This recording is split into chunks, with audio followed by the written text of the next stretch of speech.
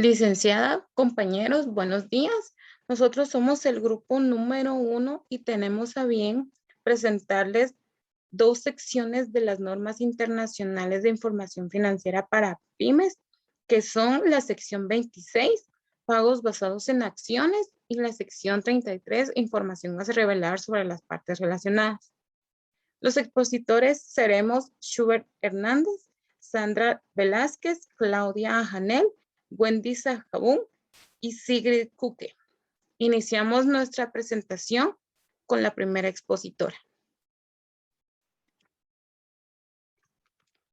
Muy buenas noches. Para dar inicio con esta video presentación, pues la norma que me corresponde presentar es la sección número 26, pagos basados en acciones.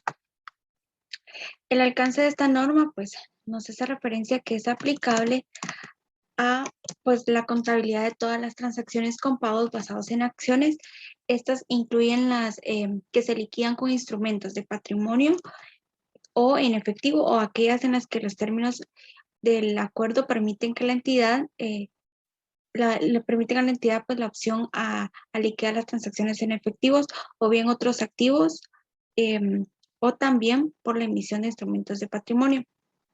Esta norma pues también es aplicable a aquellas entidades que reciben bienes o servicios cuando otra entidad en el mismo grupo o un accionista de cualquier entidad de grupo tenga la obligación de liquidar las transacciones con pagos basados en acciones, o bien tenga la obligación de liquidar una transacción con pagos basados en acciones cuando otra entidad en el mismo grupo reciba los bienes o servicios.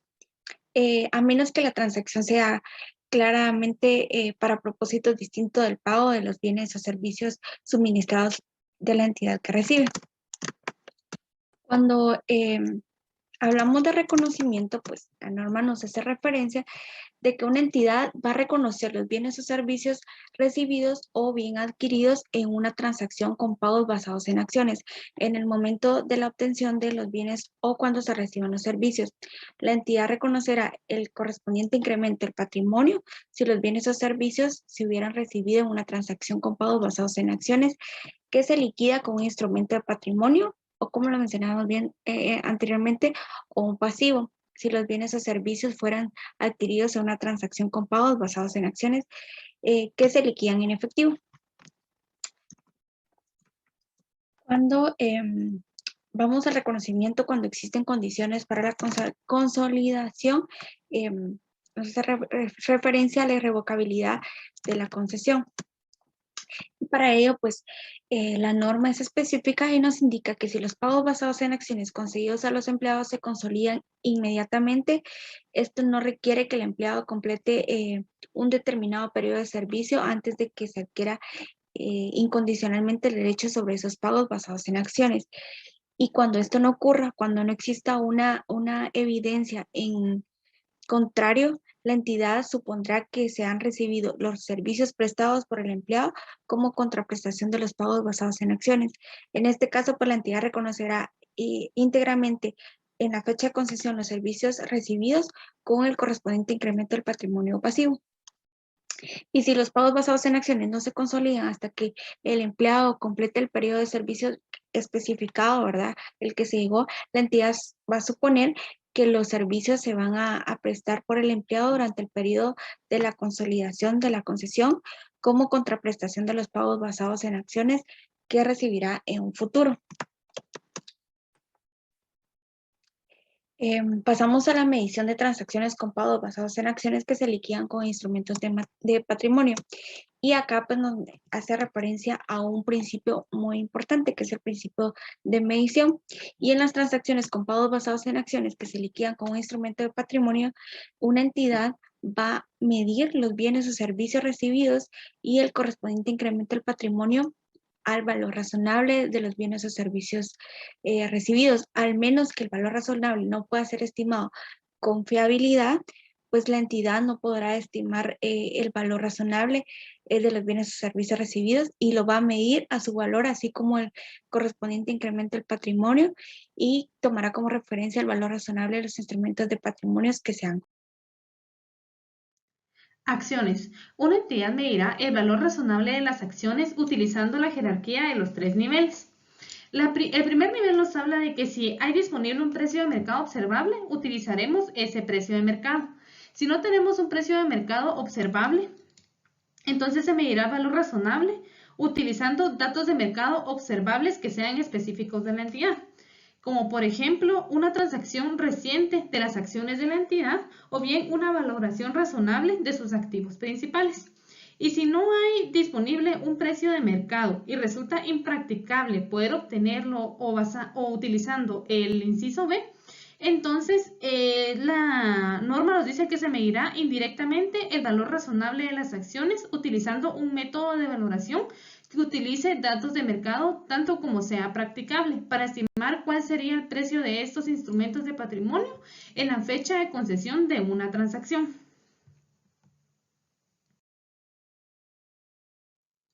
Opciones sobre las acciones y derechos sobre la revaluación de acciones que se liquidan con instrumentos de patrimonio. Una entidad medirá el valor razonable utilizando la siguiente jerarquía de medición basada en 3 niveles. Esta jerarquía es la misma que la que se utilizaría, ¿verdad?, para la medición del valor razonable de las acciones. Si tenemos disponible el precio de mercado, utilizaremos ese. Si no, pues algún dato de mercado observable que sea específico de la entidad. O el tercero que nos habla sobre utilizar indirectamente el valor razonable de las opciones sobre acciones. Modificaciones en los plazos y condiciones con que se concedieron los instrumentos de patrimonio. Una entidad puede modificar las condiciones y los términos sobre los que se conceden los instrumentos de patrimonio, de forma que pueda resultar beneficioso para el empleado, o bien se puede modificar por términos y condiciones que no sean tan beneficiosos para el empleado. Para esto, la entidad debe tomar en cuenta las condiciones modificadas para la irrevocabilidad de la concesión en la contabilidad de la transacción con pagos basados en acciones, tal y como se describe a continuación. Nos dice que si la modificación aumenta el valor razonable de los instrumentos de patrimonio concedidos, medido inmediatamente antes y después de la modificación, la entidad incluirá el valor razonable incremental en la medición del importe reconocido por los servicios como una contraprestación de los instrumentos de patrimonio concedidos. Y si la modificación reduce el valor razonable total del acuerdo con pagos basados en acciones, la entidad continuará, no obstante, contabilizando los servicios recibidos como contraprestación de los instrumentos de patrimonio concedidos, como si esa modificación nunca hubiera ocurrido. Las transacciones con pagos basados en acciones liquidadas en efectivo. Nos dice que para esas transacciones la entidad medirá los bienes o servicios adquiridos y el pasivo al valor razonable hasta que ese pasivo se liquide. Si la entidad volviera a medir el valor razonable del activo sobre cada fecha que se informe o en cada fecha de liquidación, con cualquier cambio que se haga al valor razonable será reconocido en el resultado del periodo.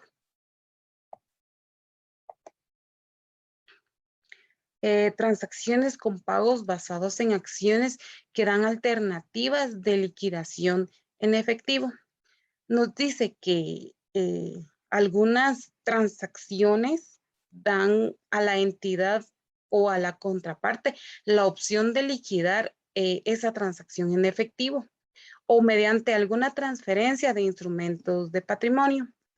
En este caso, la entidad contabilizará la transacción como una transacción con pagos basados en acciones, a menos que la entidad haya seguido en el pasado la práctica de liquidación mediante la emisión de instrumentos financieros o que la opción no tenga carácter comercial, ya que el importe de liquidación en efectivo no guarda esa misma relación con el valor razonable del instrumento. Los planes de grupo. Nos dice que si una controladora de la entidad concede esos incentivos como pagos basados en acciones y a los empleados de una entidad de grupo y este grupo presenta sus estados financieros consolidados, permitirá a las entidades de grupo como una alternativa o como el tratamiento establecido medir el gasto basado en acciones sobre la base de una distribución razonable. Y los bienes o servicios no identificables. Nos dice que si la contrapartida identificable parece ser menor que el valor razonable del instrumento de patrimonio, será concedido o el pasivo será incurrido habitualmente. Esta circunstancia nos indica que serán recibidas otras contraprestaciones. Y la información a revelar. Nos dice que la entidad revelará una descripción de cada tipo de acuerdo con pagos basados en acciones y que haya sido que haya existido a lo largo del periodo, tanto como el número y la medida ponderada de los precios del ejercicio, tanto como cómo se ha medido el valor razonable de los bienes o servicios. También la información sobre la forma en la que se mide el pasivo. Y para los acuerdos con pagos basados en acciones que se modificaron a lo largo del periodo, la entidad revelará la explicación de esas mismas modificaciones y también el resultado de la entidad durante el periodo, así como la situación financiera de la misma. Buenos días, compañeros. Buenos días, licenciada. Yo les voy a hablar sobre la sección 33, que es información a revelar sobre partes relacionadas. En el alcance de esta sección, pues, nos hace énfasis a que una entidad debe de incluir en sus estados de situación financiera toda la información a revelar en la cual esta llame la atención, tanto en el estado de situación financiera como en el estado de resultados, para que esta no se pueda ver afectada por la existencia de partes relacionadas. Ahora bien, ¿qué es una parte relacionada? Una parte relacionada es una persona o una entidad que está relacionada con otra entidad que prepara sus estados financieros. En este caso, cuando exista una relación entre partes relacionadas, pues la entidad debe de evaluar la esencia de la relación y no solamente su forma legal. En la sección 33, pues nos habla sobre todas las partes relacionadas, ya sea una persona o una entidad, en la cual vamos a ver ahorita todo lo relacionado a una persona. Ya, o sea, ya sea una persona o un familiar cercano a esta persona que está relacionada con una entidad que informa. Y pues en esta nos hace referencia a que pueda ser un miembro del personal clave de la gerencia, personas que ejercen el control o control conjunto y que puedan ejercer una influencia significativa sobre la entidad en la cual nos informa. Ahora bien, vamos a verlo del lado de una entidad. Pues una entidad está relacionada con una entidad que informa cuando la entidad y la entidad que informa son miembros del mismo grupo. O una entidad es una asociada o un negocio conjunto con otra entidad. O ambas entidades son negocios conjuntos de la misma tercera parte de la entidad. O bien puede ser la entidad que sea un plan de beneficio post-empleo para los trabajadores de la entidad en la cual nos está informando. ¿Cuáles son?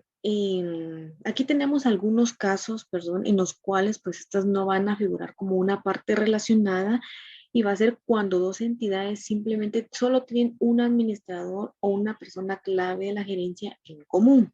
Aquí no aplica esto como parte relacionada. También tenemos cuando dos participantes en un negocio conjunto por el mero hecho de compartir el control sobre dicho negocio conjunto no aplica.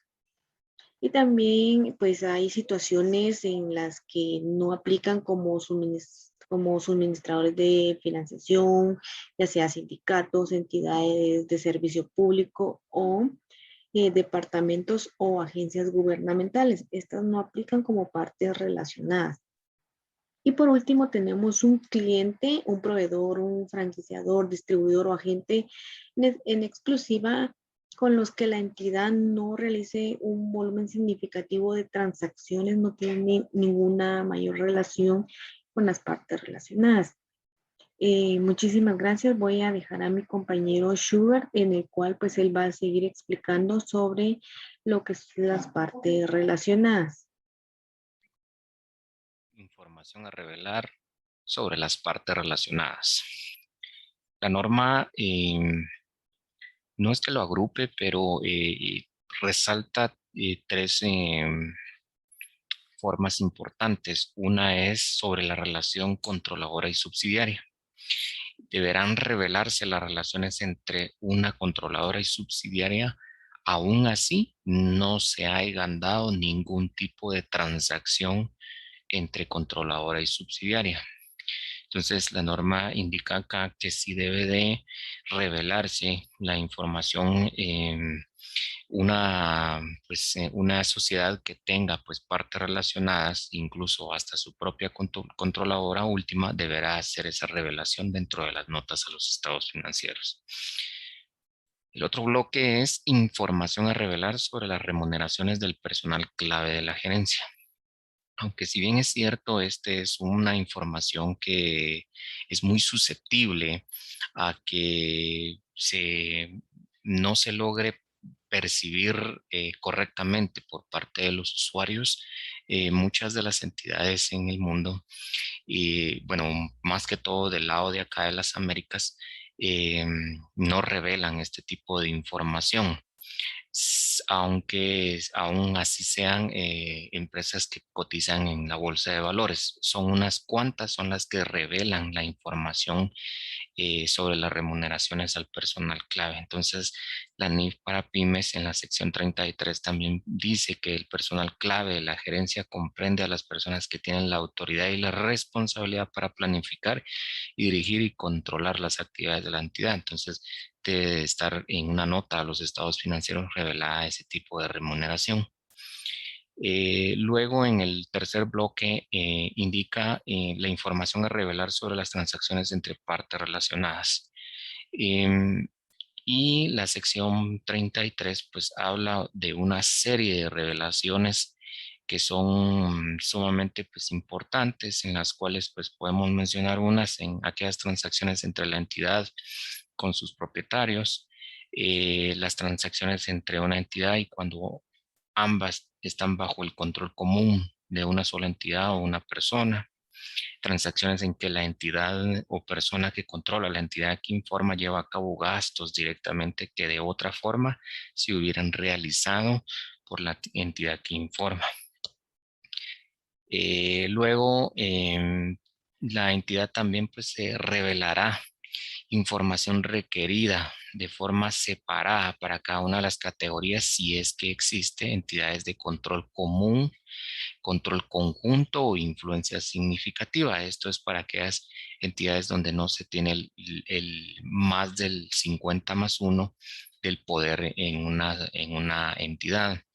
Luego, entidades sobre la que la entidad ejerza control, control conjunto, influencia significativa y el personal clave de la gerencia de la entidad controladora y otras partes relacionadas. Donde están exentas es referente al Estado, gobierno local y entidades pues, públicas del propio Estado del país. Eso es lo que menciona pues, la información a revelar en cuanto a las partes relacionadas. Muchas gracias. Esta ha sido nuestra presentación.